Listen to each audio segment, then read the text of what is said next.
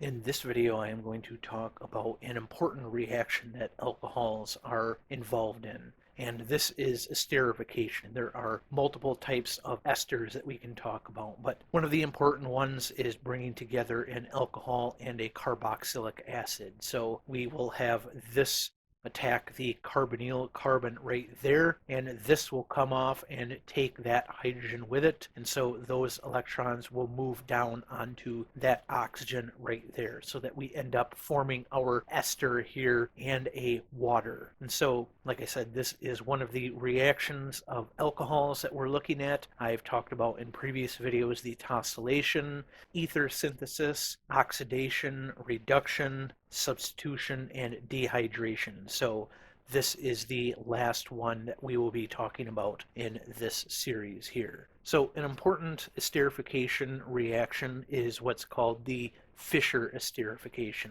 And this is probably kind of the canonical esterification that you'll use, especially if you are in a sophomore level organic chemistry class. So we first protonate the carbonyl carbon right here so that that becomes positively charged. Then our alcohol here in red can come and attack that carbonyl carbon. We end up with this right here where it's protonated, so we can have another alcohol come in and deprotonate it.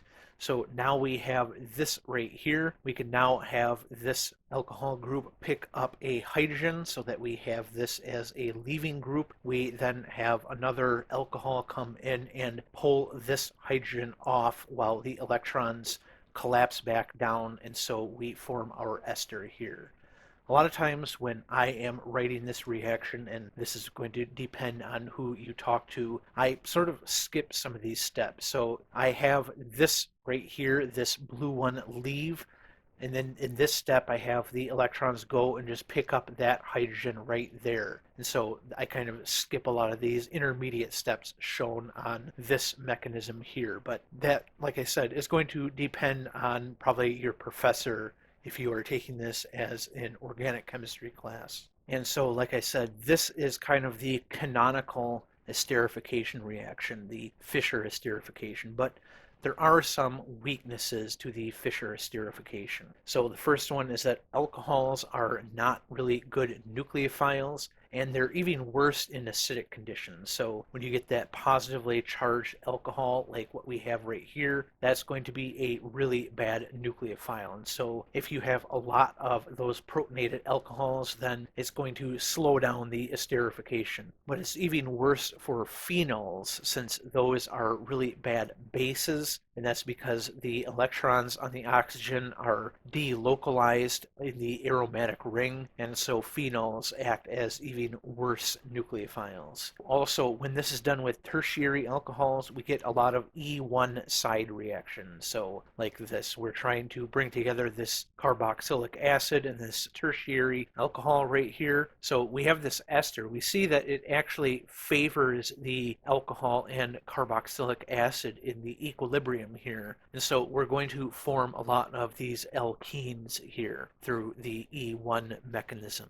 So one way we can avoid these issues is if we use alkoxides. So if we just use the negatively charged version of this along with acid chloride. So you couldn't really do this with the carboxylic acid, since you would be putting this in with an acid. It would just get protonated right away. So we have to use these acid chlorides. And that is something I will talk about more in a future video when I get to the reactions of carboxylic acids. But this is something that can be done using acid chloride and using a alkoxide. All right, so there are, as I said, a few different types of esters. So the one we have been looking at are sort of the, I guess, canonical ester that has the general formula of an R to an O to carbonyl like that to another R group like that. And one place we see that a lot in biochemistry is where we take glycerol, also called glycerin, and 3 fatty acids. So we're bringing in 3 fatty acids. We do esterification with that, and we get a triacylglycerol, also called a triglyceride, that looks like this. And again, we are losing 3 waters because we're doing 3 esterifications here. And we can also do this with an acid chloride, as I discussed above. So we can bring in this acid chloride and form an ester. But we also have sulfate esters, so we can bring in an alcohol and a sulfonate here. So this is bound to some R group. Again, we are going to lose water, and this right here will come and attack that sulfur right there. When this leaves, it will take that hydrogen right there. The electrons go over to that oxygen, and so we end up with this sulfonate ester. And we can do this with a sulfate as well. And when we do this, we can end up doing it twice. So again, we have that go there. These electrons take that. Those go over to that oxygen, and so we end up with this sulfate ester. And then we can do this a second time, so we can have this attack that sulfur. These go over and take that hydrogen. The electrons go to that oxygen, and so we end up with this sulfate diester here, and we are losing another water. And so these sulfate ions, just like these sulfonates, such as our tosylate, can act as excellent leaving groups. And so sulfate esters are good electrophiles, and we can have nucleophiles react with sulfate esters to give alkylated products. So for example, the reaction of dimethyl sulfate with ammonia gives a sulfate salt of methylamine.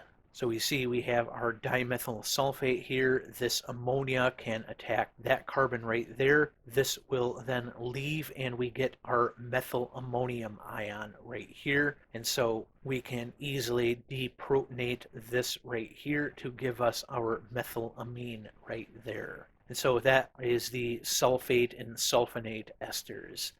Another important one is the phosphate ester. So this one, we can actually do it up to 3 times onto it. And so we can get up to a phosphotriester on here. And this is an important one because this is involved in DNA. So this is the DNA backbone here, and we're using phosphodiester bonds in this DNA backbone. So we have this phosphate right here.